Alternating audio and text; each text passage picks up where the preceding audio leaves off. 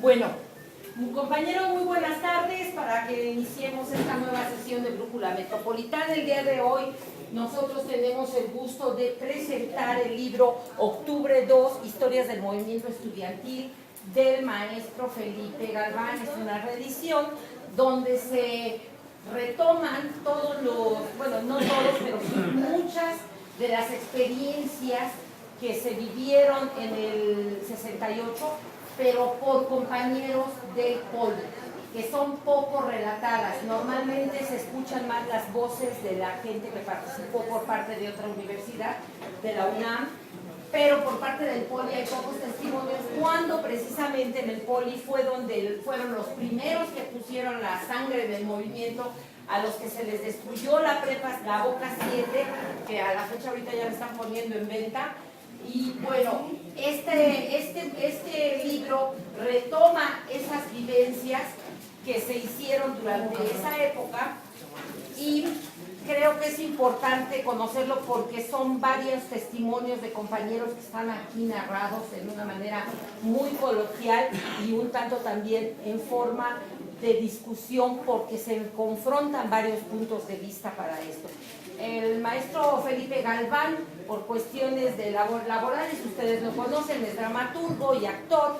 Él, pues digamos que es de los primeros dramaturgos que ha puesto en marcha varias de sus obras con esta temática social.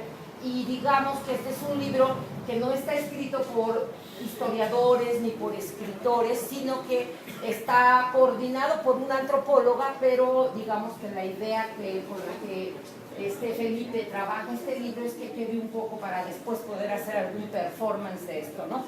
Desafortunadamente en su área laboral, que es la Universidad de Puebla, ayer lo llamaron y tuvo que faltar a nuestro compromiso, pero el ingeniero, que es ingeniero en electrónica y que es coautor de este libro, porque aquí está su testimonio, nos va a hacer la parte que le competía a él presentar, y yo voy a leerles un mensaje que les mandó el maestro Felipe. El ingeniero Iván Jaime Uranga, para los que no lo conocen, él formó parte de la Comisión de Tesorería, Prensa y Propaganda del 68. Durante los 3 meses del movimiento coordinó la compra de materiales, todo lo que tiene que ver con pintura, tintura, brochas, toda la parte de lo que es manta y papel, y coordinó las brigadas en cuanto a propaganda y acopio de cooperaciones de la población. Luego participó en el comité de lucha del ESIME del Politécnico, y al finalizar la carrera se integró al Frente Popular Tierra y Libertad de Monterrey. Entonces él nos va a hacer el honor de presentarnos este libro, ¿sí? Vamos a leer la misiva que Galván nos manda, ¿sí? ¿Por qué octubre 2? En primera instancia, podría decirse que sobre octubre 2 hay mucho dicho, escrito y creado. Los planteamientos de aquel verano del 68 estaban rebasados, que el mundo ha cambiado, y quizá lo más repetido, ¿para qué hablar más de aquellas dolorosas experiencias si ya existe la alternancia en el poder? Solo lo primero es discutible. Las otras aseveraciones caen pesadamente por su propio peso. Se ha escrito, dicho y creado mucho sobre el movimiento estudiantil del 68 mexicano, pero no hemos llegado al núcleo del asunto. Faltan puntos de vista y sobre todo testimonios, no de los sesudos analistas, protagónicos, dirigentes y profesionales de la mentira que han vociferado Móndrigos y otros adefesios. Pero existen participantes que no han hablado. Este es el caso de los jóvenes en aquel entonces politécnicos que trabajaron con entrega, fuerza y sacrificio ejemplar, pero que no únicamente no han escrito, sino que su producción testimonial ha sido pobre, escasa. En cuanto a los planteamientos del pliego petitorio, están transformados pero permaneciendo cual necesidad democrática elemental. Tal vez el ejemplo michoacano bastará para ilustrar con toda claridad el Estado mexicano contemporáneo, envía a un delegado especial para pacificar legalmente la región. Y lo que hace es apresar a centenares de guardias populares que se negaron a organizarse bajo sus esquemas. Sintetizando la cuestión, mientras el capo mayor de la delincuencia en Michoacán, la del famoso Tuta, tiene toda la libertad para entregar videos a la opinión pública por vía mediática, el doctor Mireles se ha convertido en el símbolo actual de los cientos de presos políticos michoacanos, Campa, Vallejo y Siqueiros centuplicados. Es cierto que el mundo ha cambiado. Ya no existe más el famoso milagro mexicano, vociferado en los 70. La realidad nacional muestra millones de pobres que rayan en lo miserable.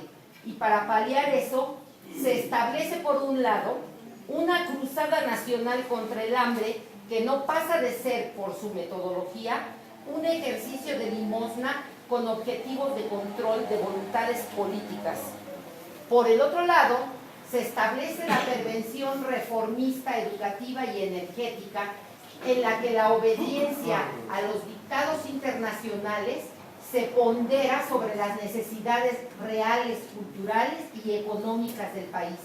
Y además, se abre la riqueza de nuestros suelos y subsuelos a la explotación internacional, como prioridad incluso por sobre las voluntades de nacionales que pretendan defender las formas ancestrales del uso de la tierra.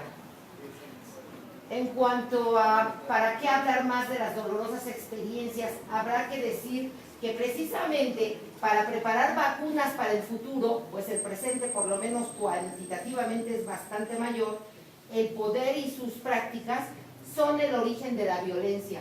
En cada grupo delictivo aparece un ex policía o un ex militar, y eso es nada más la superficie del problema.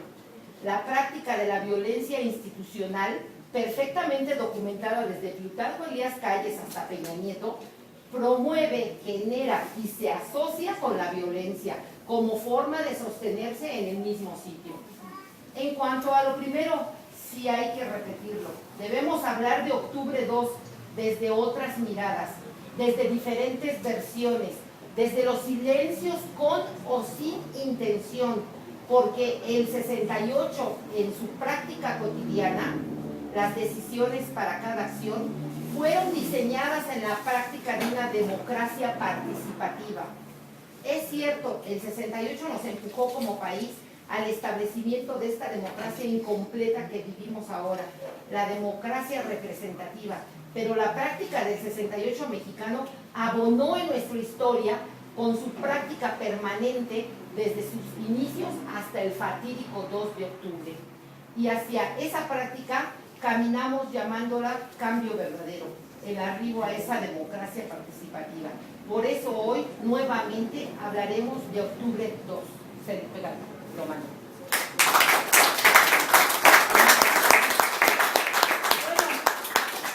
agradecemos sus palabras y recordemos que el 13 de agosto del 68 fue cuando se hizo la marcha que llenó el Zócalo capitalino.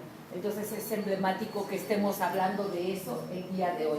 Dejamos la palabra al ingeniero Uranga y le agradecemos su presencia.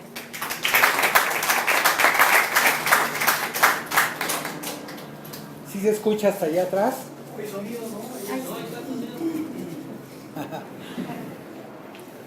Bueno, ¿está bien? Sí se escucha. Okay. Bueno, miren, este libro nació en unas reuniones que estuvimos haciendo ahí por el centro, en donde actualmente es la sede del Movimiento Mexicano por la Paz y el Desarrollo, que es en Pedro Baranda, esquina con Edison. Ahí hay una oficinita, estuvimos reuniéndonos varios ex compañeros del Poli, que nos llamaba la atención que existieran muchos libros sobre el movimiento estudiantil del 68, pero muy pocas voces de los politécnicos, y la mayoría de las represiones ocurrieron es precisamente en el Politécnico, la represión del casco de Santo Tomás, varias represiones en el edificio de Boca 7, en la Plaza de las Tres Culturas, de Tlatelolco. Entonces, no había testimonios politécnicos, la mayoría de los testimonios eran de gente de otras universidades, de otros planteles educativos, en donde pues, algunas, dirían los españoles, se la pasaron de rositas. Ahí no hubo tanta represión, ni hubo realmente situaciones tan comprometidas como las que se dieron en el Politécnico, ¿no? Entonces, empezamos a hacer las reuniones coordinadas por un excompañero del ESIME que por ahí por el cuarto semestre se fue a estudiar antropología y actualmente es doctor en antropología y es profesor de la UAM Xochimilco. Es el doctor Mario Ortega Olivares. Nosotros le decíamos el negro. Algunas gentes, a lo mejor aquí hay alguien de Boca 7 que a lo mejor no me conoció en 68, pero pues es que cambia uno mucho con los años. Traía la barba hasta acá y la greña hasta acá, entonces no, irreconocible, ¿no? El día 26 de julio, sin haber participado oficialmente la Vocacional 7 en la manifestación que citó la FENEC, gracias a que un año antes se había dado una huelga que duró varios días en apoyo a la Escuela de Agricultura Enrique Narro de Coahuila, de Saltillo.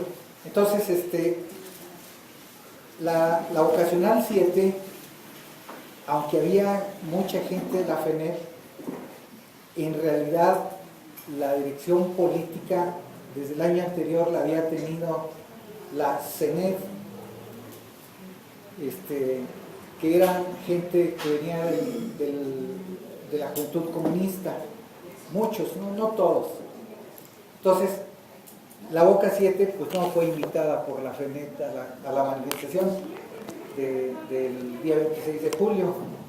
Entonces, cuando empezaron los cocolazos allí en el centro, llegó el anuncio a la Boca 7, era ya más temprano que ahorita, cuando empezó la refriega, y salieron 2 camiones de Boca 7 a integrarse a la manifestación, llegando como siempre tarde. Ya las cosas ya se han puesto difíciles al principio, ¿no? Aunque algunos, sin haber sido invitados por la FENEC, estábamos en el meeting que organizó la Juventud Comunista en conmemoración de Cuba, entonces de la Revolución Cubana. Entonces se dio allí una serie de cosas que coincidieron, ¿no? Entonces sí hubo reprimidos de la Boca 7 ese día, o sea, los que habían venido a la conmemoración de la Revolución Cubana. Entonces, todo eso ocurrió ahí. De regreso, esos camiones de estudiantes que llegan a la Vocacional 7 citan a una asamblea general y se da, como siempre, ¿no?, los pleitos por el presidium. Había gente de la FENEC en la Boca 7 que tenía el presidium de la asamblea, fue tomado, y el que está hablando ahorita, no sé cómo logro hacerme del micrófono y todo el mundo me dice, habla, pero no sabía hablar, me quedo mudo y se lo paso a otro, y pasó como por 5 o 6 manos el micrófono, nadie sabía hablar, tuvieron que ir a traer de su salón de clases, que todavía estaban en clases ese día la vocacional, tuvieron que ir a traer a Jesús Vázquez, a que presidiera la asamblea, porque los que habíamos ganado el micrófono, nadie sabíamos hablar. De ese tamaño estábamos. O sea, de no poder agarrar el micrófono y dirigirnos a la gente, nervios, falta de ideas, no sé, todo se dio en ese momento, ¿no? Entonces, esa es una anécdota importante porque mucha gente piensa que el movimiento estudiantil empieza con estudiantes sumamente conscientes, que estaban enterados de la situación internacional y de todo eso, y que hasta podíamos ser agentes del comunismo, ¿no? Que fue de lo que siempre se nos tachó, cuando en realidad nada de eso. La mayoría de los acelerinos éramos gente que no habíamos tenido ninguna participación anterior en ningún movimiento, menos protagonismo en algo. Tan es así que el delegado al Consejo Nacional de Huelga es el José Luis Nazar. O sea, ese apellido es muy sonado. Tú debes de saber, Ramiro, si era hijo de Nazar Haro, no, era sobrino, ¿verdad? Sí era sobrino. Verdeja era sobrino también de Nazar Haro. O sea, era un sobrino de Nazar Haro, quedó como representante de Boca 7 ante el Consejo Nacional de Huelga, porque sí sabía hablar, los demás éramos una nulidad en ese sentido. Debe haber habido ahí algunos que más o menos hilaban 2 o 3 ideas ante el micrófono, pero la mayoría no. La mayoría estábamos muy despolitizados. Así inicia el movimiento, porque ahora pensamos que no, la conciencia, que la no sé qué. Yo creo que ahora ese es un movimiento espontáneo, hay que clasificarlo así. Entonces, esas vivencias vienen en el libro. No todas, porque se tuvo que hacer un resumen y compaginarlas, los hizo el doctor Mario Ortega Olivares, fue quien se encargó de hacer la compilación del libro. Entonces, vienen testimonios. Felipe me dice que somos 53 gentes las que tomamos la voz en el libro. Cada quien narra una parte de lo que le tocó vivir. Y hay personajes muy importantes, con Fausto Trejo, está Raúl Álvarez Garín, está Félix Hernández Gamundi, Mastache, Javier Mastache,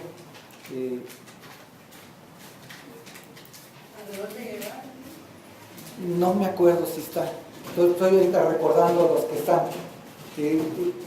Está Verdugo de Físico-Matemáticas, no, hay bastante gente, o sea, somos 53 los que tomamos la palabra en el libro. A unos pues se les dedicó más extensión y a otros menos. Entonces, yo quisiera narrarles un poquito lo que fue prensa y propaganda ese día. Ese día se acopia el mismo 26, que ya nos quedamos en la noche tomada la vocacional, se acopia el papel que teníamos en el comité ejecutivo. Yo tenía el puesto de Relaciones Culturales en el comité ejecutivo que había de la Sociedad de Alumnos. Yo era de primer grado de la vocacional. Ese año los de primer grado y algunos de segundo grado ganamos el comité ejecutivo en unas elecciones muy reñidas y muy peleadas, con urnas arrebatadas en la noche. Los de la FENET querían contar los votos con el director y nosotros no estar ahí presentes. Entonces los votos se tuvieron que contar en el patio. Se fueron sacando del horno y se fueron contando en el patio. Entonces así se ganó ese año la Sociedad de Alumnos. Y habíamos gente de primer ingreso y de segundo grado de vocacional. En ese tiempo la vocacional eran 2 años. Entonces, estábamos los chavitos y unos que eran un poquito más grandes que nosotros, 1 año, 2 años más grandes que nosotros. Teníamos una peculiaridad allí en la vocacional 7. Había grupos de Voca 7 que tomaban clases en las instalaciones de Prevo 6 que estaba en la esquina. Ahora hay una escuela o algo del ISSSTE. Estaba en la esquina de Manuel González y Eje Central. Esa peculiaridad le dio a la Vocacional 7 tener brigadas infantiles. Las brigadas infantiles eran chamacos de 12, 13 años. Eran los de prevocacional, que era secundaria, y los más acelerinos. Los más acelerinos, hasta eso, eran de los más activos en muchas cosas, ¿no? Y poco racionales también en muchas cosas, ¿no? Y los que estábamos de primer ingreso, que a lo sumo tendríamos 17 años. Entonces eran edades muy jóvenes, estábamos, la mayoría menores de edad. Si la mayoría era de los 18, pues éramos menores de edad, la mayoría. Una escuela con 1.500 alumnos en el matutino y 1.500 alumnos en el vespertino, tenía una capacidad de movilización muy grande, sobre todo que en los primeros días, lo que fue el viernes en la noche, que nos quedamos a cuidar la vocacional, que tomamos y empezamos a poner sellos en todas las oficinas de las autoridades. Ese día éramos bastante gente en la vocacional, éramos alrededor de 200 gentes, y en la madrugada, en la mañana, estaba ya para las 9 de la mañana, el primer día, que era un sábado, mandamos 50 brigadas a la calle, brigadas algunas de más de 40 gentes, mercados, entrada o salida de fábricas, que había una zona industrial ahí en la Manuel González, de aquel lado, estaba de este lado la Consolidada, de este lado el Eje Central, y de este lado había otras fábricas. Estaba la Consolidada de Varilla, Corrugada, y de aquel lado estaba también la Consolidada, pero no me acuerdo qué hacían allá. Entonces las brigadas iban allá y hacían mítines relámpago afuera de las instalaciones de las fábricas, y repartían volantes. Se trabajó toda la noche del 26 para tener volantes el día sábado, y la guerra en los medios la dimos con volantes de este tamaño, de un cuarto de página de carta o de oficio, porque teníamos de los dos, hechos en mimeógrafo, que todavía hasta el domingo los mimeógrafos tenían motor eléctrico, pero como no eran mimeógrafos para hacer así seguido 10,000 tirajes, ya para el domingo en la noche, de los 4 mimeógrafos que tenían, ya 3 tenían quemado el motor, porque no eran de tirajes masivos, eran para trabajos así académicos, y 3 hojitas, 4 hojitas, y al nivel en que nosotros los pusimos a trabajar, estaban sobretrabajados, ¿no? Entonces tenían manija, y entonces la brigada de prensa y propaganda, uno le tocaba darle a la manija, y el compresor era un cuate soplándole, porque el motor movía un compresor y movía los rodillos, y en ese caso pues no había motor, había que soplarle para que se despegaran las hojas. Otro de los problemas gravísimos que teníamos es que no tienen idea ustedes el analfabetismo que había en mecanografía. La mayoría de nosotros nunca había tenido una máquina de escribir enfrente. Entonces, una de las claves que tuvo Vocacional 7 fue que nosotros el mismo sábado ya teníamos un curso de mecanografía dirigido por una de las secretarias de ahí, de la misma escuela, que dijo, no, yo les enseño, cómprense el método ECA, cómprense el Remington, cómprense para ver cuál de todos le acomoda a cada quien.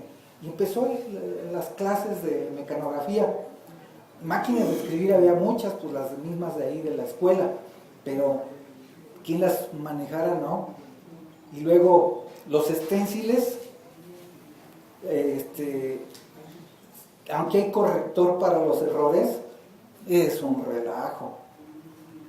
O se pican todos al mismo nivel, o hay agujeros y hay manchotas de tinta cuando se están tirando. Entonces, llegar a tener cierta calidad en los volantes costó mucho trabajo, pero el domingo ya estábamos haciendo cosas mejor hechas, Ya el domingo estábamos haciendo cosas mejor hechas. Para el lunes, en la madrugada, el gozo se vino al pozo. Tomó el ejército la ocasional y de algo así como 120 gentes que estábamos ahí, solamente prensa y propaganda logramos huir ese día, con un cargo de conciencia que ustedes no entienden, porque pues, a todos los demás compañeros los detuvieron y nosotros habíamos escapado. Entonces nos sentíamos el remordimiento de decir, no corrimos las mismas suertes de nuestros amigos, pero nos dimos cuenta que había sido una gran ventaja que prensa y propaganda lograra huir, porque nosotros estábamos trabajando volantes desde lugares clandestinos. El mismo lunes en la tarde ya estábamos haciendo volantes con un mimeógrafo que tenía un compañero. Entonces esas cosas son importantes porque a veces nosotros pensamos los movimientos en función de mártires y los movimientos no pueden ser pensados en función de mártires, deben ser pensados en función de que las comisiones que tienen gran importancia, esas no podemos dejar que las capture el enemigo. Para esto, cuando se va el ejército el día 30 en la noche, entramos y ¿creen? Se salvó nuestro costal. Había yo comprado un costal de los de trigo que eran en ese tiempo eran de yute, de maguey. Lo teníamos lleno de monedas y en la huida logramos esconderlo. Era un costal que pesaba muchos kilos, no podía uno solo con él, lo agarramos entre 2 o 3. Lo escondimos adentro de un archivero y qué sorpresa nos llevamos el día 30. Julio que 31, no, fue el 31, fue 29, 30, 31 en la noche, cuando nos devuelven la vocacional. Bueno, se va el ejército y deja las instalaciones y nosotros brincamos la barda y entramos. Ese mismo día, como nos dejaron papel, ya estábamos haciendo un volante. Y como se salvó el dinero, al otro día ya estábamos comprando manta, pintura, brochas, un montón de cosas. Entonces, es muy importante que las brigadas que tienen la logística de un movimiento no se dejen atrapar nunca, porque un movimiento queda desmembrado sin su comisión de prensa y propaganda. Entonces, eso es bien importante, que es una experiencia que a mí me lleva. Yo nunca la calibré hasta años después, que dije, hijo, qué gran ventaja fue que los 13 que estábamos ese día de prensa y propaganda, ninguno fue capturado. Entonces, son vivencias que les digo que ahora las debemos retomar para los movimientos y pensar los movimientos no en función de mártires, sino en función de que las gentes que aportan mucho deben de ser protegidas. El movimiento debe proteger sus cuadros que producen y que dan la lucha, sobre todo en los medios, porque lo que el movimiento de 68 puede ufanarse es que ni Barrios Gómez, ni Blanco Moeno, ni Jacobo Zabludovsky nos lograron ganar la batalla en los medios. Si nos hubieran ganado la batalla en los medios, el movimiento se acaba, el 30 de julio se hubiera acabado. no se acabó. La primera manifestación que se hizo del casco de Santo Tomás a la Boca 7 de Tlatelolco fue bastante numerosa, aunque fue un poquito una manifestación así como a la carrerita. Íbamos caminando a un paso que estuvo fatal, o sea, llegamos cansadísimos a la ocasional de esa manifestación, pero luego la siguiente, la que llegamos al Zócalo, fue una manifestación aplastante, la que nació en el Museo de Antropología al Zócalo. Entonces, todo eso fue gracias a que tuvimos una muy buena organización. Yo cada vez que hablo sobre esto manifiesto que ese moño verde y moño rojo que se portaba en el brazo de las comisiones de orden, que era el verde, y las comisiones de médicos del poli para atender a los que se desmayaban en las manifestaciones, era una gran organización. La otra de las cosas, que el ir todos tomados de los brazos, marchando de 12 en fondo, de 12 personas en fondo, era una gran ventaja porque era un momento en que una provocación nos hubiera echado todo el movimiento a pique. Y no lo hicieron, o sea, no lo lograron, lo intentaron. Hubo varios conatos en los trayectos, pero las comisiones de orden, que casi siempre las tenía Boca 7 y el cine, eran muy enérgicas, o sea, llegaban con una energía tremenda, mucha habilidad, pero no pasan. Aquí no hay nomás esta sopa. Entonces, esas son las experiencias que el movimiento del 68 nos dejaron, que muchas persisten hasta nuestros días.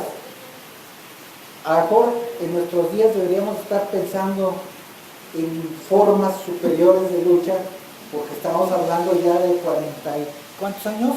46. 46 años. Hace 46 años pues esas formas de lucha fueron muy revolucionarias. Tuvieron un impacto en la sociedad muy fuerte. Otra de las cosas que era muy importante eran las brigadas que salieron a provincia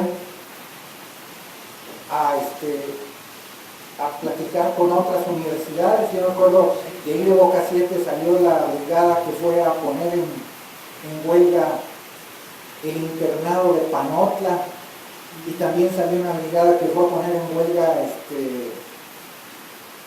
el internado de Meche, de Hidalgo. Entonces, y a todas las escuelas de la República hubo brigadas que fueron a echar discursos. O sea, tuvimos una logística, y para que ustedes se den idea, el pueblo nos apoyó de una manera que, bueno, se nos debían de rodar las lágrimas, ¿no? Porque yo depositaba ese costal de Ixtle lleno todos los días allí en el banco que está, bueno, ya no está, estaba sobre eje central, era un Banamex, Banco Nacional de México, y ponían 4 contadoras de monedas para hacernos la ficha de depósito. Íbamos nosotros con todas las monedas a chambear las contadoras de monedas y nos hacían la ficha de depósito. Y habíamos logrado a tal nivel la batalla de los medios que en el banco todo el mundo nos trataba bien. O sea, no nos sentíamos presionados o que el banco no quisiera atendernos ni nada de eso, no, nos atendían bien. O sea, llegaron a sacar las máquinas y ponerse ahí en nuestra presencia a contar las monedas y todo eso. Y yo me acuerdo que compraba por rollo la manta y se compraba el papel por camión, el papel de Revolución se compraba por camión, la pintura pues compraban botes de 19 litros. Había una comisión en la explanada que habían arriba de los laboratorios de Boca 7, había una explanada muy grande. Ahí era donde la Comisión de Prensa y Propaganda, con los bocetos que traía la gente, porque mucha gente, ciudadanos, llegaban con una idea y luego alguien les hacía un boceto, ¿esta es su idea? Sí. Y se ponían a hacer la manta, pero primero se trazaba en lápiz. ¿Por qué? Porque en las mantas siempre nos tragamos las letras, no sé por qué, o nos tragamos las letras o ponemos una de más. Porque ya en un formato grande es muy difícil plasmar una idea. Entonces hacían con lápiz, primero se hacía todo el formato en la manta y luego ya se pintaba. Ahí salieron cantidad de mantas de Boca 7 y la labor que se hizo en los edificios, en cada edificio de Tlatelolco, fue una labor titánica. Las brigadas salían todos los días a repartir volantes casa por casa y a platicar con los vecinos de Tlatelolco. Por eso Tlatelolco fue un bastión del movimiento estudiantil. Ahí los chicharrones del movimiento estudiantil tronaban y tronaban fuerte. Entonces, esas son las grandes enseñanzas del movimiento estudiantil que yo creo que algunas se deben de retomar para lo que estamos haciendo actualmente con Morena. La visita casa por casa, con todos los problemas que eso significa, porque estamos viviendo un reflujo de los movimientos populares. Lo tenemos que hacer, no hay otra. Tenemos que ir y sobre todo convencer familiares, vecinos, porque de otro modo no tenemos esperanza de revertir esto que viene en las leyes en la reforma petrolera. ¿Sí? Okay. Bueno, entonces, todo esto, pues muchas de las cosas que les estoy narrando vienen en el libro. Sería bien importante que lo estudiaran. Es importante estudiarlo en detalle en el libro para que podamos encontrar las nuevas fórmulas de organización para el momento actual, porque el mundo cambió. O sea, ahora tenemos que tomar en cuenta que los chamacos tienen la vista pegada al celular y que los riquillos la tablet, ¿no? Y muchos pues estamos sentados todo el día frente a una PC, una laptop, ¿no? Entonces, tenemos que pensar las nuevas fórmulas porque el mundo cambió. Ahora, yo no me falta optimismo de que vamos a revertir todas estas leyes. No sé, puede pasar un año, 2 años o unos días y las vamos a revertir. Creo que el pueblo mexicano siempre ha sabido estar a la altura de sus retos. Lo hemos demostrado a través de toda la historia. Entonces, esto tiene que ser.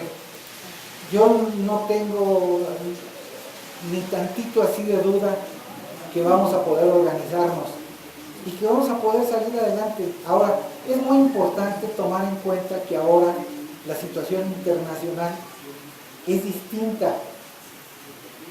Nosotros ahora no nos estamos enfrentando contra una oligarquía nacional.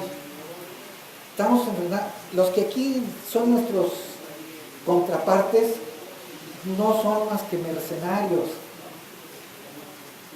que trabajan para una oligarquía que tiene el poder internacional y que su poder llega casi a cada rincón del mundo.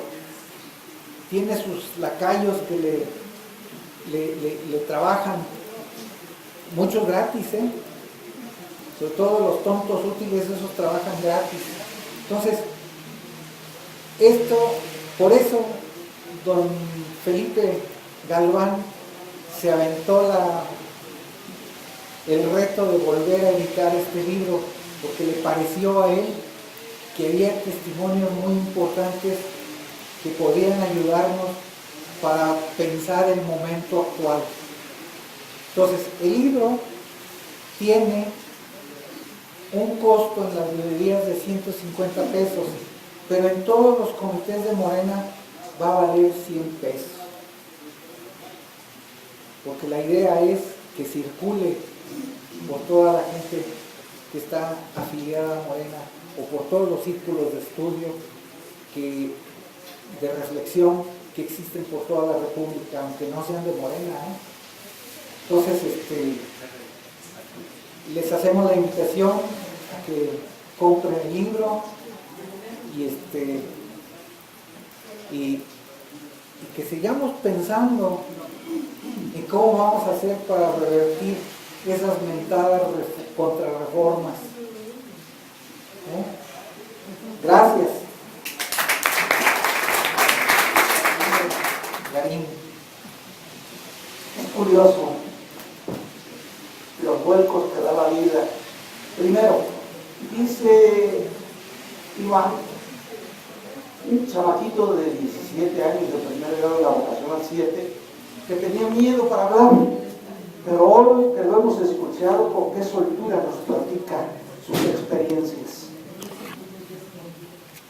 Fíjense que estos vuelcos de la vida, yo era de la FENET y me llamó la atención que él era el encargado de prensa de la vocacional. Yo era el encargado de prensa de la FENET. Y ahora varios amigos, todos egresados del Politécnico, vamos también brazo con brazo trabajando proyectos del Instituto Politécnico Nacional. Inclusive nosotros venimos postulando de que estos problemas que los tienen todo el mundo y todas las instituciones educativas, bueno, pues en el Politécnico no hay excepción y tenemos que hacer una revisión del Politécnico. Y en eso estamos comprometidos, independientemente del origen ideológico y político en nuestra juventud o en la pubertad. Hoy ya adultos coincidimos, como el estar aquí con Iván, junto a él, tomando el micrófono. Cuando hablaba de la vocacional 7, yo puedo decirles a ustedes, porque yo estaba justo del otro lado. Y para mí, la vocacional 7, lo reconocemos, fue un granero de jóvenes que se adentraron, como lo señalaba Iván, en la actividad política. Él hablaba de Nazar y de Jorge Verdeja, pero había que recordar a un joven que fue dirigente, secretario general de la Sociedad de Alumnos de la Vocacional, y que en el 68 ya estaba en primer año de la Escuela Superior de Economía. Reynel, Jaime. no recuerdo su nombre. Jaime. No. Era mi tocayo. Bueno, Vicente. Vicente Reynel de Tanzos. Este joven, también de mucha garra política, andaba en las brigadas que hablaba Iván. Venían en un autobús del Politécnico varios jóvenes brigadistas que habían seguramente regresado de un mercado de Santa Julia. Y en ese entonces, el hoy circuito interior era el, ¿cómo se llamaba? No recuerdo si el río Consulado, algo así, ¿no? El consulado. Pero tenía su asentamiento, era curvo, de tal modo que el compañero que hacía de chofer, pues no tenía ninguna experiencia para manejar el autobús del Politécnico, y en una curva se vuelca el autobús y Vicente Reynel, venía con... Vicente vive, es su hermano. No sé si Alberto. Alberto. No, era Jaime. Pues, Jaime Reynel. Era mi tocayo. Reynel venía en el estribo ha sido agarrado ahí. Y en la otra mano tenía el megáfono. Al volcarse el autobús, vuelca sobre él. Así murió Jaime Vicente Reina, oaxaqueño él de la Costa Chica. Hay que recordar a él, pero en el vocacional 7 había un chamaquito que cuando yo llegué con los miembros de la Avenida a una asamblea, yo recuerdo un muchacho que estaba de nuestro lado, líder estudiantil de la Boca 7, Hidalgo. Él nos escoltó porque, hagan de cuenta que era una turba de muchachos, pues yo no sé, nos escupían. Y había un chamaquito, Camilo Cahuich, ¿te acuerdas de él? Cahuich. Terrible, chaparrito yucateco, pero así brincaba para escupirnos.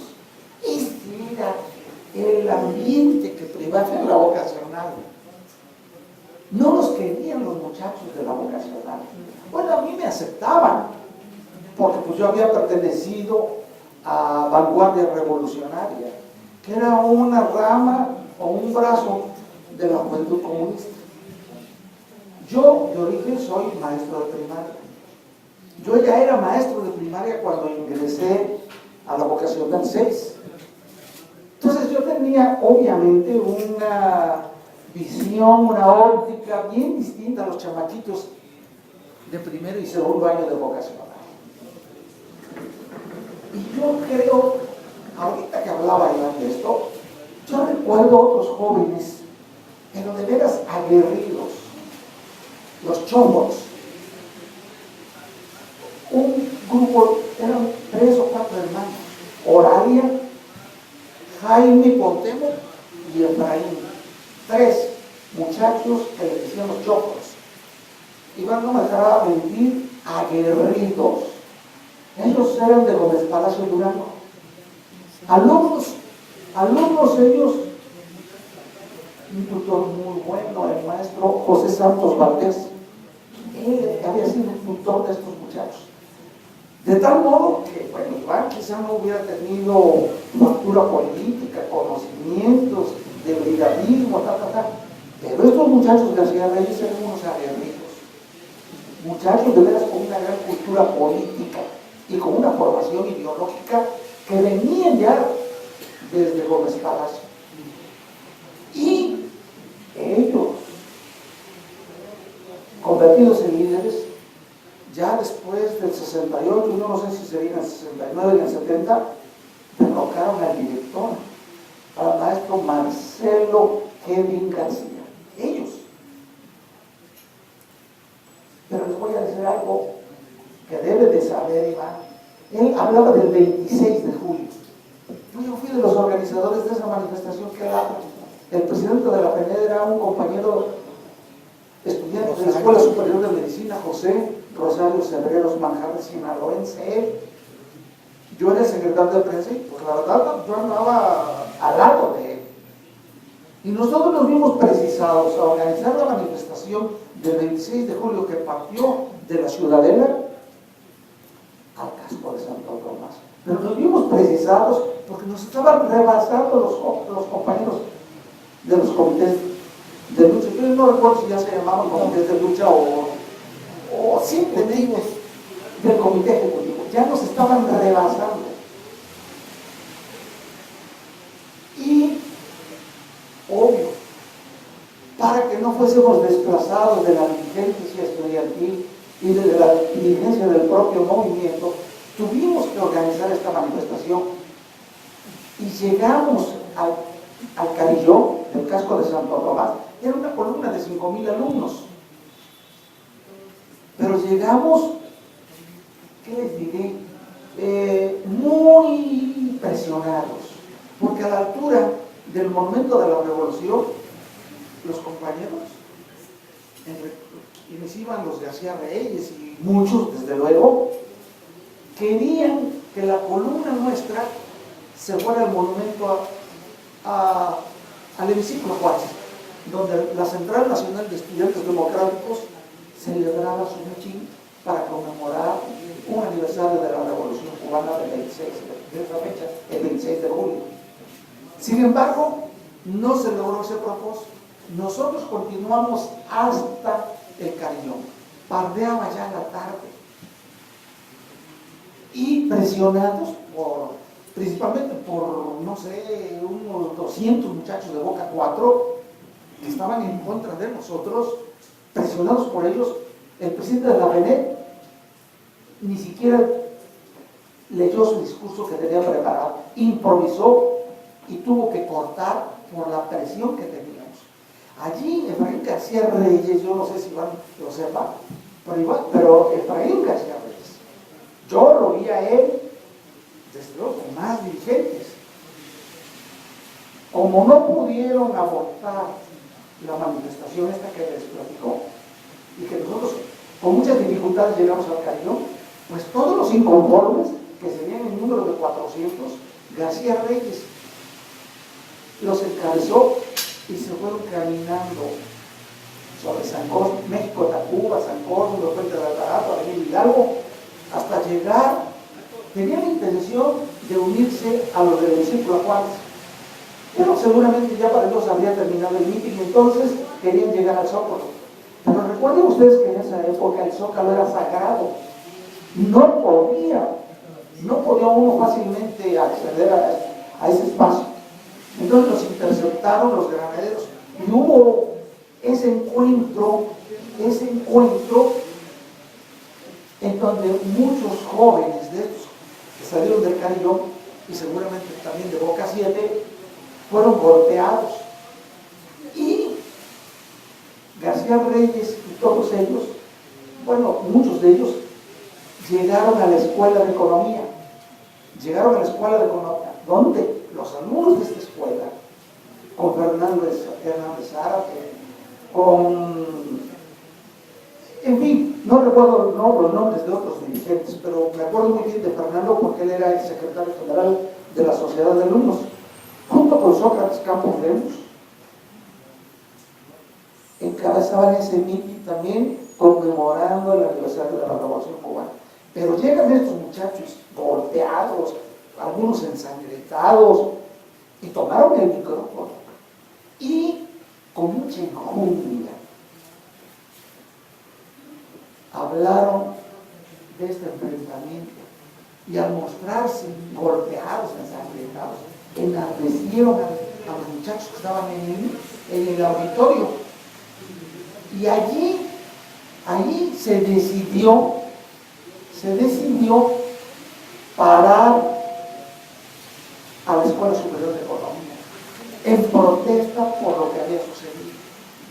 Yo terminaría, señoras y señores, diciéndoles que en el Politécnico nació el movimiento estudiantil del 68, porque justo la primera escuela que se fue al paro fue la Escuela de Economía, con los hechos que yo les he relatado.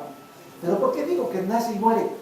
Porque nace el 26 de julio con estos sucesos y muere, yo no preciso la fecha, quizá en diciembre o en enero del 69, cuando el Consejo Nacional de Huelga decide terminar con el movimiento. Y este mitin de terminación o conclusión del movimiento se da en Zacatenco. Y allí la principal oradora que lee el documento con el cual se da fin al movimiento es una compañera nuestra de la Escuela Nacional de Ciencias Biológicas, Marta Servín. En ese momento, secretaria general de la Sociedad de Alumnos de la escuela. Y para los líderes del Consejo Nacional de Huelga, pues era una especie de ícono, una especie de símbolo, Marta.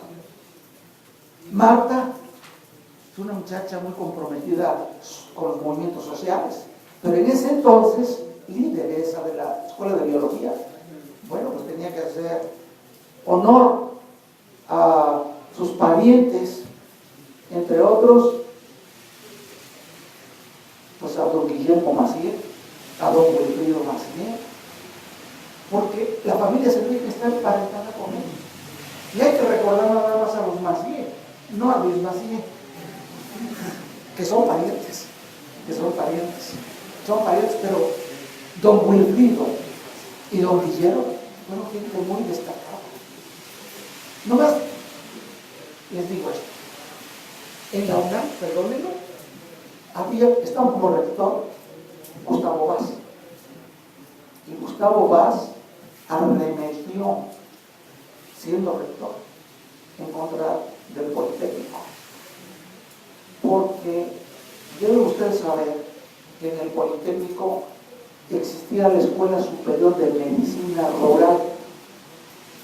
Obvio, Gustavo Vaz era médico, y la Facultad de Medicina, de gran renombre, bueno, no puede tener como competidores a médicos rurales. A médicos rurales, y entonces Gustavo Vaz subestimaba a nuestros estudiantes, a nuestros médicos rurales. Debo decirles a ustedes que la idea de la medicina rural fue de gente tan connotada desde el punto de vista científico e intelectual como Narciso Bassols, como, no recuerdo el nombre de otra persona, Teodoro Antunes Echegaray. Ellos, con una visión de carácter social, le pusieron el término rural a nuestros médicos. ¿Por qué? Pues porque se trataba de que no se quedaran en las áreas urbanas, sino que fueran a las zonas rurales donde nuestra gente requería de estos servicios médicos. Esa era la mística del Politécnico. Miguel Otón de Mendizábal fue el autor de esto que les platico. Miguel Otón de... Por eso, en honor a él, la vocacional 6 hoy se llama Cecil Miguel Otón de Mendizábal. Hay toda una historia, pero lo que les comento viene al caso porque don Gustavo Vaz arremete en contra de la Escuela Superior de Medicina Rural, diciendo de que, bueno, nosotros nos subestimaba, pues, que no teníamos el nivel académico de los egresados de la Facultad de Medicina. Y el director del Politécnico en ese entonces era don Wilfrido Macié Pérez.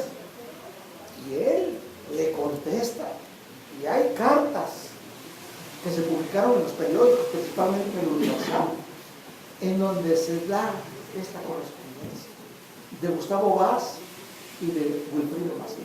Wilfrido Macié sacando la casta y defendiendo a los médicos rurales, y defender a los médicos rurales es defender la educación socialista. Defender a los médicos rurales es defender la visión social que caracterizaba en esos tiempos a los médicos egresados del Instituto Politécnico Nacional. En fin, hay mucho que comentar. Simplemente felicito a Iván Morales, el que no sabía hablar. Pero yo hoy me precio de estar a su lado porque tiene un blog que nos hizo a nosotros, extraordinario.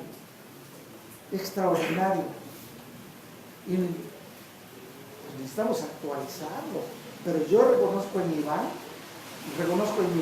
este progreso tan extraordinario de aquel niño, de aquel jovencito que no sabía hablar, que se ponía nervioso, que tartamudeaba y que no podía agarrar el micrófono. Escucharlo el día de hoy para narrar sus peripecias, para narrar sus vivencias y sus experiencias como jefe de prensa, de cómo movía el mimeógrafo y de cómo organizaban sus brigadas. Un testimonio rico, dicho por un protagonista del 68 desde la vocación al cielo. Felicidades, Iván. Y nos llevo mi libro.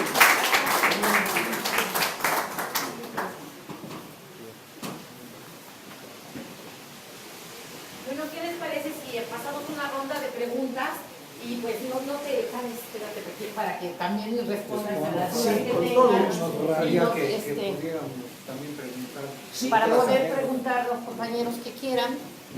Entonces, En el 68 yo tenía más o menos 19 años. Empezaba el tercer semestre de la carrera de ingeniería, viviendo en casa del estudiante, en la casa del estudiante Bogotá. En aquel entonces proliferaban varias casas. La casa más importante era el Sinaloa, y ahí donde había muy buenos líderes, por cierto. Bueno, a mí en la casa del poblano había algunos, yo tercer semestre totalmente no conociendo nada de política, simplemente yo venía a lo que venía, ¿verdad? Pero pues se inició el movimiento, ¿verdad? Hicimos conciencia y participamos, al menos boteando en los camiones, en los mercados públicos, ¿verdad? Y ahí donde había un pequeño taller o fabriquita, pues ahí estábamos, ¿verdad? Ya, ahí aprendimos un poquito a hablar, ¿eh? Y también pues a saber cómo se le llegaba a la gente, ¿verdad? Pues a que creara conciencia de una dictadura perfecta para disfrazar de democracia, ¿verdad? Pero la verdad no había tal democracia y actualmente siento que hay una democracia a medias, pero posiblemente ni eso, ¿no? Bueno, hay mucho que contar, me tocaron muchas vivencias, ¿verdad? Tanto dentro de la escuela, conviví con los líderes del CIME, que era Gamundi, con Mastache, con Chávez Añudo, Andrés Chávez Añudo, con Cordero, con había como Arturo Ávila, Píndaro. Píndaro, Rondero, y hay otro colega, lo veo en la escuela con una barba. ¿Recuerdas cómo se llama? Tiene una barba con la que tenía el cine, sí. No recuerdo nada más de un poblano que se llama César Tirado. Bueno, no, pero era de Siqui, ¿verdad? Y había, bueno, en la casa del estudiante había César Tirado, que por cierto también le tocó ser apresado. Otro se llamaba Bermejo, Joaquín Bermejo.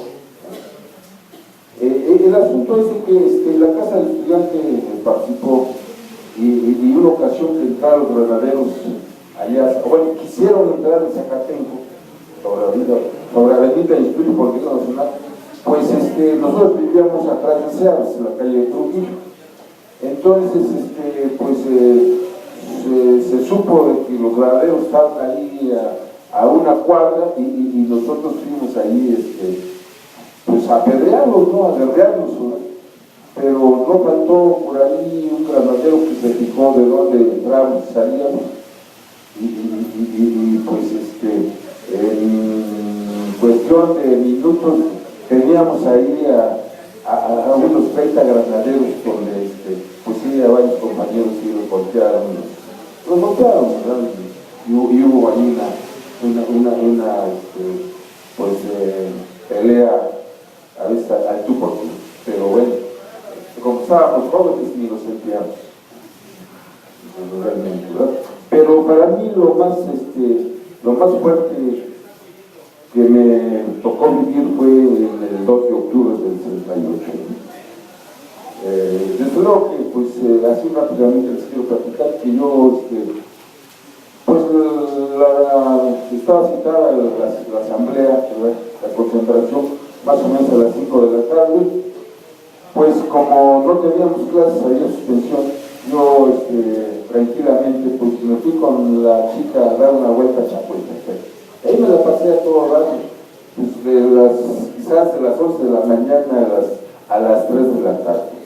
Le comenté a la chica que yo tenía intención de estar ahí en en el meeting, ¿verdad? Y por lo cual, pues que a las 3:30 tuvimos que dejar Chapultepec y caminarnos hacia la Plaza de las Tres Culturas.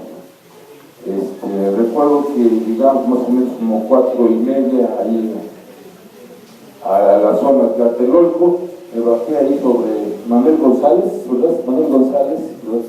Y bueno, la novia pues quería acompañarme, pero yo no, me salió pues ahora sí que de la intuición, ¿verdad? De que no sabes qué, tú vete a tu casa, esto, no quiero que por ahí hay algún problema, no, mejor tú retírate y vete, ¿no? En aquel entonces había los autobuses de San Juan, ¿no? El día San Juan que recorría todo San Juan de Letrán y que llegaba al Politécnico, lógicamente, ¿no? Bueno, pues ella vivía por la vista y mientras yo la despedía que se subiera el camión, pues vi el ejército llegar por Vallejo y por Manuel González, de este lado y de este lado coincidían ahí. Entonces, bueno, yo así como que me dio la corazonada, este asunto se va a poner caliente, ya los helicópteros andaban volando, ¿verdad? Y bueno, pues como que dije, no, pues mejor me retiro, ¿no? Pero en eso pasó por ahí un compañero de la casa de estudiantes que me dice, oye, Adelito, ¿qué? ¿Tienes miedo? ¿Qué vamos a ir a la concentración? Y yo miedo, no, pues sí, que camino hacia rumbo a la Plaza de las Tres Culturas, pues estaba yo ahí pues, no sé, a unos 150 metros, ¿no? Pero pues mientras yo me caminaba hacia la Plaza de las Tres Culturas por el eje central, sí vi las bengalas que faltaron los helicópteros, pero también vi que comenzaron a bajar los soldados, ¿verdad? De los carros, ¿verdad? Había tanquetas, también venían tanquetas, y inmediatamente que bajaban, comenzaban a cortar el cartucho y pues, como si fueran realmente a pelear el ejército contra el ejército, a una guerra, ¿verdad? Pero la verdad que no había nada de eso, ¿verdad? Éramos puros jóvenes que pues apoyábamos el movimiento 68, ¿verdad? Para buscar una democracia y que, pues que el gobierno actuara, apoyara a las instituciones superiores y se abriera más, ¿verdad? Más oportunidades a los estudiantes y al pueblo en general. Bueno, resulta que cuando soltaron las bengalas, comenzaron, se oyeron disparos en la Plaza de las Tres Culturas, ¿verdad? Tres disparos, ¿verdad? Y se soltó la balacera, ¿no? Pues la gente comenzó ahora sí que a correr la vía siniestra. Yo me refugié en el edificio Atizapán, ahí me refugié. Nos subimos, alcancé a llegar al elevador. No recuerdo cuántas subidas, bajadas dio el elevador, ¿verdad? Pero la balacera estaba a diestra y siniestra. A diestra y siniestra. Pues pasados unos 15, 20 minutos, ¿verdad? Mucha gente pidiendo auxilio. Ahí en el edificio habían herido en el quinto piso a dos niñas que estaban viendo su televisión, ¿verdad? Y se atravesaron las puertas. Bueno, pues ahí íbamos como 5 o 6 jóvenes y también señoritas, señoras en el elevador, ¿no? Y bueno, pues entre nosotros nos vimos, bueno, pues ¿qué hacemos? Y pues nos pusimos de acuerdo en auxiliar a las niñas. Oiga, pues, hubo un médico aquí en el edificio, no, pues en el tercer piso. Bueno, pues fuimos por las niñas, las bajamos. El médico pues, estaba también muy espantado, enojado, porque tenía un paciente, cuando comenzó la balacera tenía un paciente enfrente,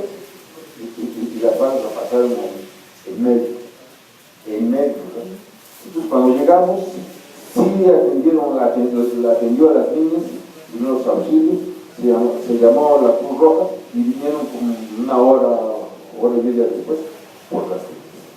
Bueno, el asunto es que, pues seguramente que por esa obra que hicimos los 4 o 5 jóvenes, ¿verdad? El médico nos dio refugio. Ahí nos quedamos en su consultorio, escondí, yo llevaba mi regla de cálculo, porque en aquel entonces no había calculadoras electrónicas, ni mucho menos computadoras, ¿no? Entonces escondimos todo lo que, la credencial, la regla de cálculo, todo lo que corresponde a un estudiante común y corriente, abrimos el chasis del televisor y ahí metimos todo lo que identificaba como estudiante, ¿verdad? Bueno, pues bueno, la balacera se calmó más o menos como 7:30, 4 para las 8, ¿verdad? Hubo un silencio total, de repente, ¿verdad? Y ya como a las 8:30, cerca a las 9, se soltó otra balacera, unos 5 minutos, más o menos, o 5 o 10 minutos, y se volvió a calmar. Las Cruz Rojas entraban y salían, ¿no? Los noticieros, famosos Jacobo Zabludowski, Blanco Moreno, que fue de los peores comentaristas, y también varios gorros que, pues, aunque era un tanto moderado, de todas maneras, mal informaba a la población, ¿no? Pues bueno, ya como a las 11:30 de la noche, ¿verdad? 11:30 de la noche, comenzaron a atacar los edificios, llegaron con nosotros en Atizapán, ¿verdad? Afortunadamente el sargento que llevaba su cuadrilla, ¿verdad? La verdad que se portó parte, ¿no? Llegó allí con nosotros y ustedes, ¿qué onda, no? El médico se portó también a la altura, él dijo que éramos sus pacientes, y sí nos revisaron, ¿verdad? A ver qué nos identificaba como estudiantes, pues ya nadie tenía nada que nos delatara, entonces se fueron, ¿no? Bueno, ya como a las, y de hecho, todo emborralado, no se podía salir. Ya como a las 2 de la mañana comenzaron a llegar los bomberos, más bien como a las 1 de la mañana, primeramente comenzaron a llegar las palas mecánicas del ejército a levantar muertos, heridos, a echarlos a los carros, ¿verdad? Y iban y venían, ¿verdad? Y ya como a las 3:30, 4 de la mañana los bomberos a borrar todo índice de sangre. Lo vimos desde un tercer piso, o sea, a mí me consta, yo lo vi. Fue mi experiencia, ¿no? Bueno, ya para concluir al otro día, pues bueno, el médico nos extendió una receta como paciente, ¿verdad? Y bueno, fuimos saliendo de 1 en 1 o de 2 en 2 del consultorio. Yo salí solo, ¿verdad? Cuando bajé a la planta baja del edificio, ahí en el elevador estaban 4 soldados, ahí con la bayoneta. ¿Y usted qué onda, no? No, pues oiga, pues aquí me quedé, que no pude salir. Y bueno, ¿y usted qué? No, pues yo soy comerciante de la Merced. Yo tenía unos parientes ahí paisanos, la Merced, el estado de la Merced, y dijo que, pues de Tarugo, digo que soy estudiante, de pena, ¿no? Entonces, dije que era comerciante y que, pues, había venido a una consulta médica. No conforme los soldados, a ver, vamos con el médico, me llevaron con el médico, ya cuate, fue su paciente. No, sí, se estuvo aquí vino en la tarde de ayer y pues sí, ya no pudo salir. Bueno, ya bajé, ¿verdad? crucé el acordonamiento y cuando crucé el caminito a respirar sabroso, porque pues había salido totalmente todas esas cosas por ahí en las manos, pero hasta ahí. Pero bueno, eso fue una experiencia vivida, ¿verdad? Y desde luego que por ahí en el estudio, pues como estábamos, entré duro también apoyando al movimiento, pues 3 materias, de 5 3 materias reprobadas, ¿no? Entonces, hubo que estudiar, hacer doble, triple esfuerzo para pasarlas, y bueno, pues vine a lo que vine. Entonces, después de que vi que no podía seguir apoyando el movimiento y estudiar bien, dije, pues mejor ya tomé mi ruta del estudio, pero felizmente aquí estamos, y gracias a Dios, pues no puedo quejar, nos ha ido bien, bien. Gracias. Gracias. ¿Su nombre? Sí, Pedro Avelino Pérez, de Cine Video Zacatenco, ¿verdad? Al igual que los colegas, ¿verdad?, del autor de este libro, el octubre 2 de Mario Ortega Olivares y de Galván Rodríguez, ¿verdad? Por ahí tenemos editados 2 libros técnicos, uno que es sobre aparatos electrodomésticos y de transformadores de distribución, ¿verdad?, editorial Reverter, y otro que está por salir, que es sobre educación, paradigmas de la educación superior para la formación del ingeniero del siglo XXI. Así es que, pues, si hay oportunidad de que, sobre todo este libro, para las nuevas generaciones, alumnos que se están formando, que quieren estudiar ingeniería, pues que sepan lo que es la ingeniería y cómo fajarse para ser buenos ingenieros. Muy amables, gracias.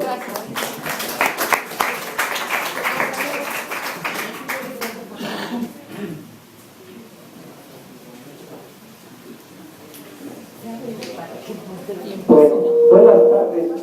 Mi nombre es Felipe García.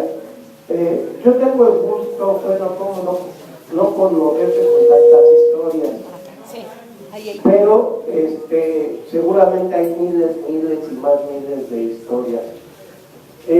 Pero lo que me trae aquí en particular, aparte de que vengo de manera regular, es revivir esto que tuve oportunidad que el maestro Felipe Galván me invitara por el mes de abril, lo recuerdo, a defender y clausurar el inicio de tirar lo que restaba del Seguro Social, y fuimos a clausurar, porque yo estuve ahí, la obra, ¿sí? Ahí se pegaron, más bien se pintó, clausurado. Yo fui invitado por Felipe Galván y lo acompañé, y allí recuerdo que ahí estaban una docena aproximadamente de personajes que habían convivido estas historias. Antes, Felipe Galván había hecho una rememoración y había puesto una obra en escena en ciencias biológicas, conmemorando la toma. ¿Sí? Entonces, esta obra pues conmemoraba todos los actos prácticamente heroicos que habían vivido los muchachos de aquella época, ¿no? Pues yo en el 68 tenía 18 años, o sea que estaba viendo mi juventud, lo mismo que todos ustedes, pero con otras tareas, pues. Lo que quiero decir en todo esto es de que hoy, después de esas historias, me había comentado Felipe que iba a escribir un libro con todas las historias que habían vivido y que se estaban comentando particularmente ese día. Yo no sé si eso sea fruto de ese momento. Este es anterior. ¿Sí? Este es anterior. Estas historias, pero bueno, yo estuve ahí en ese momento conviviendo con ustedes y ahí me lo contó Felipe. Me dice, bueno, pues hay que escribir estas historias de todos aquellos jóvenes luchadores que hoy en día todavía estaban ahí, y en la última acción en defensa todavía se presentaron aproximadamente 12 a 15 guerreros porque él dijo nada de politécnicos, nada de burros, perdón, nada de burros, nada de burros siquiera, burros blancos, y nosotros éramos guerreros, y así se nos conocían, según lo que dijo él ahí, a la boca, como los guerreros de la boca. Así es. Esto me comentó Felipe, y bueno, pues yo hubiera querido saludarlo, seguramente Va a venir para una siguiente presentación. y bueno, pues tenemos mucha tarea por el frente. A Morena hay que defenderla, a Morena hay que consolidarla, y a Morena hay que quitarle muchos visos que trae por ahí escondidos, pero lo vamos a lograr. Gracias.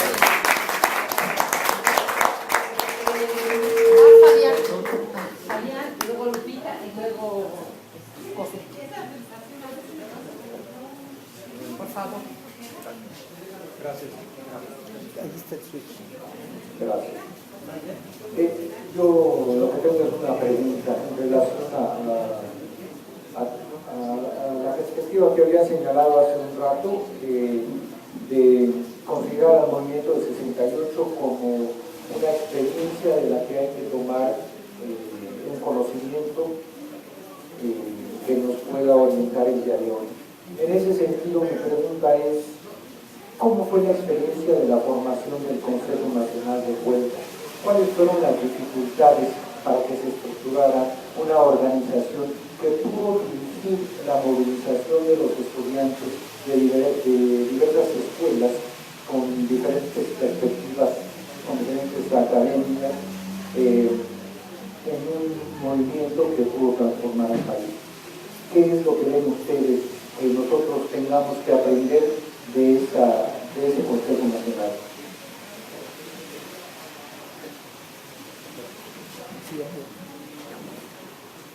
Bien, a esta pregunta de cómo se formó el Consejo Nacional de Huelga, en cada una de las escuelas hubo una asamblea general en donde se nombraron los representantes al Consejo Nacional de Huelga.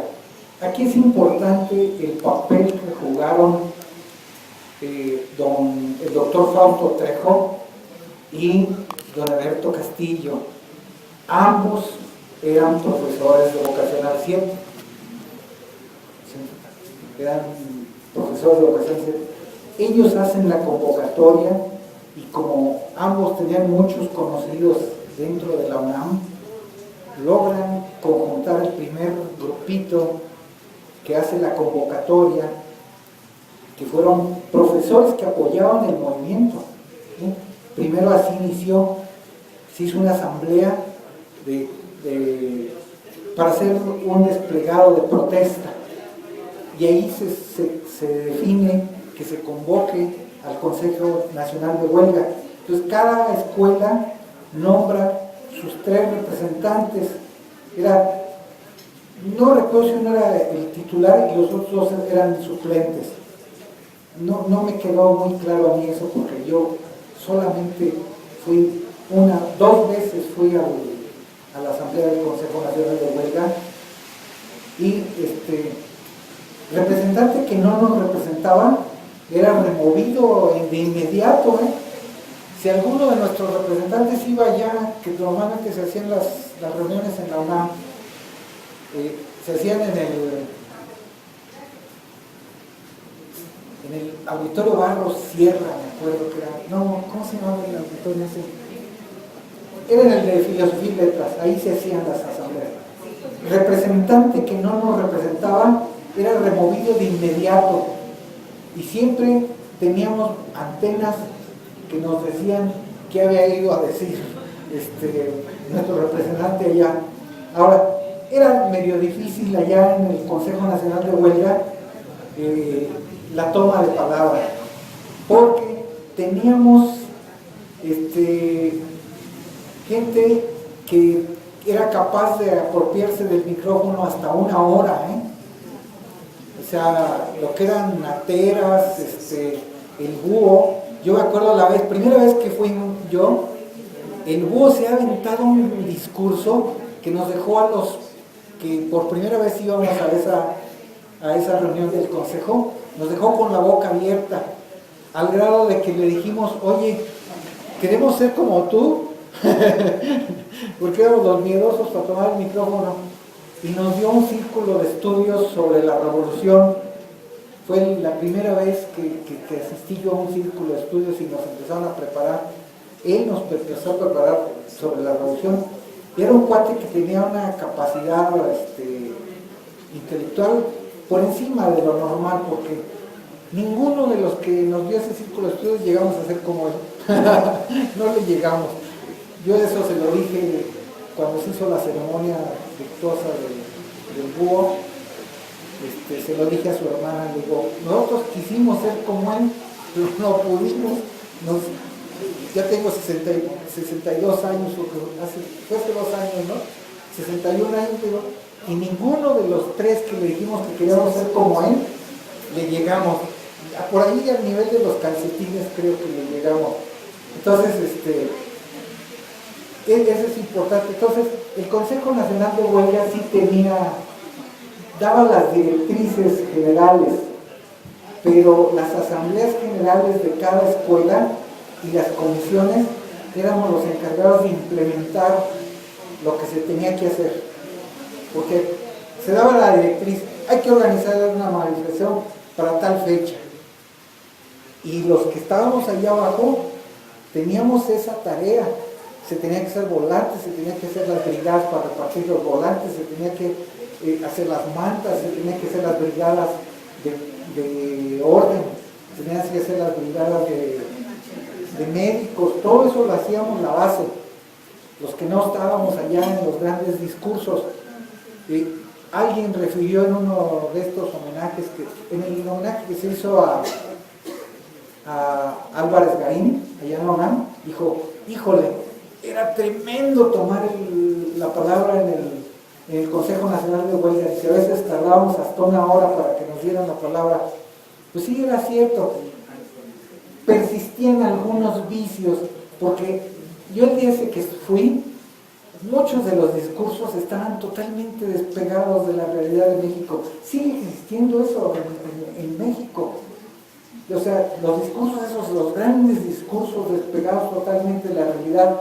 Yo a veces lo veo en el Facebook, gente que dice, no, y que vamos a rodear la Cámara de Diputados, y que quién se qué, que hay que poner brigadas por este lado y por aquel lado, y que organizarnos así. Y les digo, ¿y dónde están los soldados que vamos a llevar? No los tenemos. La gente que va es voluntaria. O sea, discursos despegadísimos de la realidad. Sucedía lo mismo en el Consejo Nacional de Huelga. Había discursos muy despegados de la realidad diaria. Las escuelas que lograron implementar cosas que estaban muy apegadas a la realidad, yo considero que eran el cine, economía y Boca 7. Porque normalmente las comisiones de orden en las manifestaciones eran gente de cine, Boca 7 y economía, y los de medicina del Poli. Entonces, había una organización a nivel de base, muy horizontal, que era la que tomaba decisiones muy trascendentes, las que tenían mucha trascendencia porque se reflejaban en los hechos. Los grandes discursos estaban allá en el Consejo Nacional de Huelga, ¿no? Había unos discursos que podíamos tomar el Palacio de Invierno en 2 días, pero pues no, ni había el Palacio de Invierno en México, ni teníamos la organización para tomar el Palacio de Invierno. Entonces, eso sí hay que tener muy consciente, porque son vicios que persisten en el tiempo. Gente que tiene ideas muy avanzadas, pero que no responden a una realidad. Esto en México lo vamos a cambiar con la gente que hay. Yo difícilmente creo que vamos a tener aquí protagonistas alemanes, ni franceses, ni italianos. Vamos a tener los protagonistas mexicanos que hay. Y vamos a resolver los problemas de México con lo que hay. Y yo creo que México siempre ha estado a la altura, los mexicanos siempre han estado a la altura de las exigencias de los movimientos. Tarde o temprano nosotros vamos a revertir esto y vamos a construir algo muy por encima de lo que en este momento se nos puede ocurrir, porque tenemos esa capacidad organizativa. Si lo pudimos hacer unos escuincles de 13 a 16, a 20 años, pues, ¿cómo no vamos a poder hacer gente ya más madura, no? Sí. Le quería preguntar nada más dos cosas. ¿Qué piensa del movimiento de jóvenes? Yo soy 132. 132. Y si va a persistir o ya lo ha pagado. Miren, hay una cosa que sucede mucho en la juventud.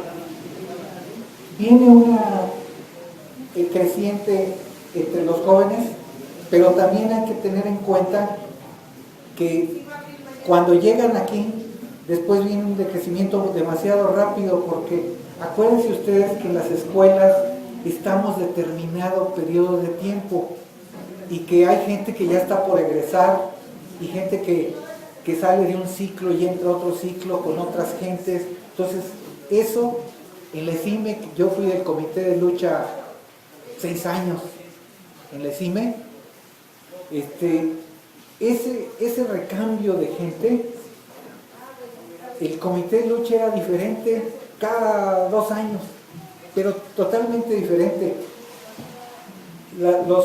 Yo me acuerdo cuando yo ingresé al comité de lucha de ESIME, éramos los que veníamos de 68 y estuvimos 4 años, pero los que fueron ingresando después no tenían el mismo nivel de conciencia, pero tenían otras cualidades. Acuérdense ustedes que aquí les voy a presumir una cosa, a lo mejor Ramiro él tiene más información sobre eso. El movimiento que hicimos de rechazados en la ESIME, que se llamó Comité de Aspirantes a Escuelas Superiores, y que sus siglas eran CAES, que las autoridades del Politécnico le decían caos, votaba el agente del 86. Ese movimiento nosotros lo dirigimos desde la ESIME, pero fue un movimiento de aspirantes a todas las escuelas del Distrito Federal, y ese movimiento fue el que logró la apertura de los CCHs, de los colegios de bachilleres y de los, ¿cómo se llaman? La UAM. O sea, ahí nació, porque ese movimiento se ganó y ganó la inscripción de todos los rechazados. Y fue un movimiento bien organizadito desde el ESIME, con mucha improvisación, con mucha, fue un movimiento que nos rebasó. Al comité de lucha de ESIME nos rebasó, porque cuando nos llegó la gente aspirante de todas las escuelas del Distrito Federal, nos puso contra la pared. No habíamos hasta ese momento desarrollado las capacidades. Después pudimos darle cauce y lograr el triunfo. Pero a la siguiente generación cambia mucho un movimiento estudiantil. Los movimientos estudiantiles tienen eso, de que son muy efímeros. Tienen que ser movimientos en el pueblo que tengan más persistencia, los que van a lograr el cambio en México. Claro, lo sembrado se queda sembrado. Vean ustedes, el movimiento estudiantil de 68, 46 años después, sigue vigente en muchos puntos, en muchas cosas, porque lo sembrado perdura. Ahora, hay cosas que se sembraron que ya en este momento no funcionan. Por eso tenemos que estar siempre ideando nuevas cosas, nuevas alternativas. También el mundo y el enemigo cambió. Nosotros pensamos, nada más véanlo ustedes en su casa, ¿alguno de ustedes se parece a su hijo en todo? Pues no. Yo tengo un hijo que se la pasa pegado al celular, oyendo a Daddy Yankee y a los estos puertorriqueños, que Farruko y no sé qué tanto, o sea, y no tiene conciencia de lo que estamos viviendo, no está ni siquiera en Morena. Entonces, no somos lo mismo, y lo mismo pasa en la derecha. Nosotros pensamos que los panistas de ahorita son los mismos de Porfirio Díaz. No es cierto. Estos son más abusados. Estos son más abusados, o sea, y abusivos. Son unos delincuentes comunes. Entonces, es bien importante eso, que entendamos que el mundo está cambiando y que tenemos que estar nosotros reciclando todas nuestras visiones sobre el mundo. Si nosotros nos estacionamos, bueno, ahorita no estamos calibrando lo que son las reformas. Nosotros, yo no sé cómo lo hubiéramos podido hacer para destruir todo el charrismo que ahorita la derecha lo está destruyendo. Por angas o por mangas, el charrismo está condenado a morir con todas las reformas. Pero el charrismo casi en toda la sociedad. Entonces, esos cambios fundamentales parece que le benefician a la derecha, no es cierto. Nos benefician a nosotros. O sea, también los cambios de las reformas estructurales no todos benefician a la derecha, no es cierto. Los cambios son cambios y benefician incluso al movimiento de izquierda y tenemos que estar preparados para aprovecharlos. Esa es la idea fundamental de conocer lo que ha pasado en los movimientos en el pasado y sacar esas experiencias y aplicarlas. Si no escribimos, si no aprendemos de la historia, es imposible construir el futuro. Yo no le encuentro cómo podremos construir un futuro si no aprendemos de la historia. Para eso sirve la historia, para que nosotros podamos poner los pies en el suelo y decir, ahora sí, de aquí para adelante crezco. Y eso es algo que Morena va a tener que consolidar y no tenerle miedo al cambio. Todas estas reformas que hicieron estos cuates, hay muchas cosas que les benefician, van a hacer muchas raterías, pero no tienen esperanza de ganar. Les vamos a ganar, porque de las reformas se están dando balazos en el pie y todo eso nos va a beneficiar. Entonces tenemos que estar muy conscientes de eso y no tener el ánimo en el piso, levantarlo.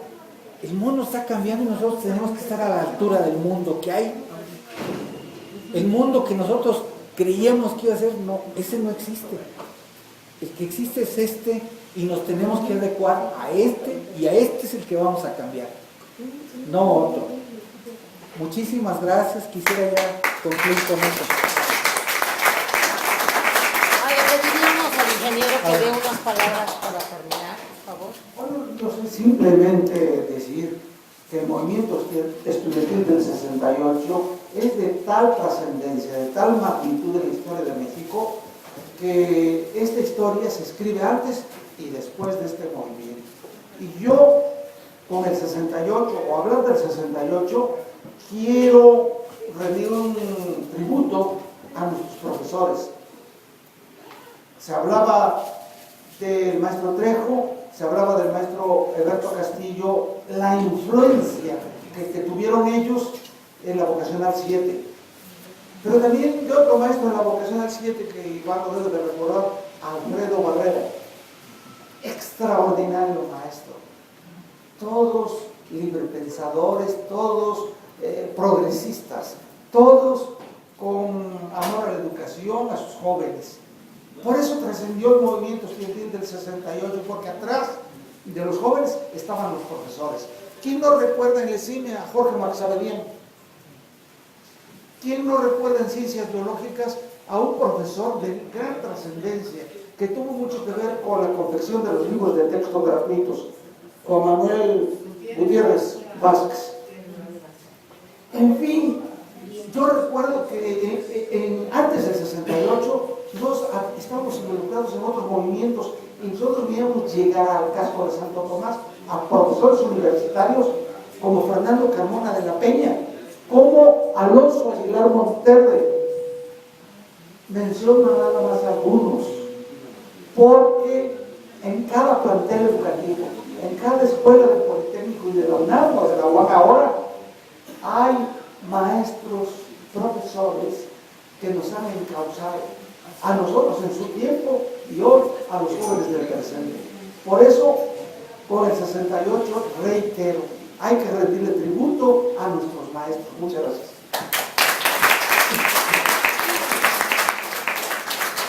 Pues muchas gracias.